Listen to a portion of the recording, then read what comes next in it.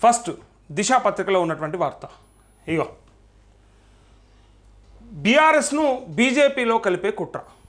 నన్ను జైల్లో ఉన్నప్పుడే ప్రతిపాదన తీవ్రంగా వ్యతిరేకించా మా లీడర్ నా హీరో కేసీఆర్ నా పార్టీ బీఆర్ఎస్ నాకు కేసీఆర్ లాగా తిక్క పదవుల కన్నా ఆత్మగౌరవమే ముఖ్యం నన్ను బీఆర్ఎస్ నుంచి వెళ్ళగొట్టే దమ్ము ఎవరికీ లేదు తప్పులపై నిలదీస్తున్నందుకే ఇంటి ఆడబిడ్డపై పెయిడ్ ఆర్టిస్టులతో విమర్శలు లేఖను లీక్ చేసిన వారెవరో ముందు తేల్చాలి కాంగ్రెస్ మునిగిపోయే నావా ఆ పార్టీలో నాకేం పని ఎమ్మెల్సీ పదవికి రాజీనామా చేస్తారంటే కేసీఆర్ వారించారు మీడియాతో చిట్ చాట్లో బీఆర్ఎస్ ఎమ్మెల్సీ కల్వకుంట్ల కవిత అంటూ ఇక్కడ చిట్ చాట్లో మాట్లాడితే షోకాజ్ ఎలా ఇస్తాం రాజకీయ ప్రకంపనలు సహజమని బోయినపల్లి వినోద్ కుమార్ అంటూ జాగృతి బలోపేతం పైన కవిత ఫోకస్ అని బంజారాహిల్స్లో త్వరలో కొత్త ఆఫీస్ ఓపెన్ అని ఇక్కడ ఒక వార్త ఎమ్మెల్సీ కల్వకుంట్ల కవిత ఫస్ట్ కాంగ్రెస్ పార్టీలోకి పోతుందట అనేదాన్ని అయితే కట్ చేసేసింది అసలు అది సాధ్యం కాదు అన్నట్టుగా తను అది ఆల్రెడీ మునిగిపోయినావా నాకేం అక్కరా అని చెప్పి డైరెక్ట్గా దాన్ని అయితే పక్కన పెట్టింది సో బీజేపీతో మరి కలిసే అవకాశం ఉందా అనే దానికి ఇక్కడ తనేం చెప్పిందంటే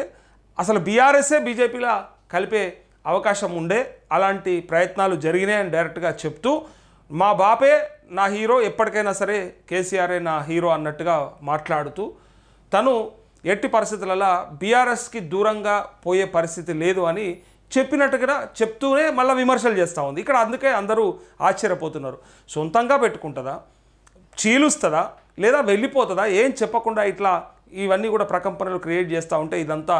టీ కప్పులో తుఫాన్ లాంటిది చాలా చిన్నది చాలా తొందరలో సద్దుమణిగిపోతుంది మా బాప్ ఎంటర్ అయిందంటే అది అయిపోతుంది అని చెప్పి కొంతమంది బీఆర్ఎస్ శ్రేణులు అనుకుంటా ఉన్నారు అయితే ఇక్కడ షోకాజ్ నోటీస్ గురించే చాలామంది అడిగినరు అసలు ఇస్తారా మరి ఇట్లా మాట్లాడినప్పుడు ఖచ్చితంగా షోకాజ్ నోటీస్ ఇవ్వాలి కదా అన్నట్టుగా అంటే అది చిట్ చాట్లో మాట్లాడితే ఎట్లా ఇస్తాం షోకాజ్ నోటీస్ అని చిట్ చాట్లో చాలామంది చాలా మాట్లాడారు మనందరికీ తెలుసు గతంలో చాలామంది నాయకులు చిట్ చాట్లో సింపుల్గా ఏది పడితే అది అనేసి ఎవరిని పడితే వాళ్ళని అనేసి తర్వాత అయ్యో మేము అది ఓన్లీ చిట్ చాట్లోనే అన్నాము అది మా ఉద్దేశం కాదు అని చెప్పినట్టుగా మనం చూసాం సో ఇక్కడ ఫైనల్గా తన ఇంట్రెస్ట్ మాత్రం జాగృతి బలోపేతం మాత్రమే తొందరలో బంజారాహిల్స్లో ఒక ఆఫీస్ కూడా ఓపెన్ చేస్తా అని చెప్తుందట సో కలిపే కుట్ర అయితే జరిగిందని చెప్తా ఉన్నది మరి ఆ కుట్ర మరి ఏ ఉద్దేశంతో జరిగింది మరి అప్పుడు కవితని అరెస్ట్ చేయకుండా ఉండడానికి జరిగిందా మరి కాంగ్రెస్ని ఎదుర్కోవడానికి ప్రయత్నం చేసిండ్రా నిజంగా ఈ ఉద్యమ పార్టీకి ఇది అక్కర్నా ఇదంతా నిజంగానే జరిగిందా అనేది కూడా చాలామంది విశ్లేషణలు చేసుకుంటూ ఉన్నారు ఇక నడుస్తూ ఉన్నాయి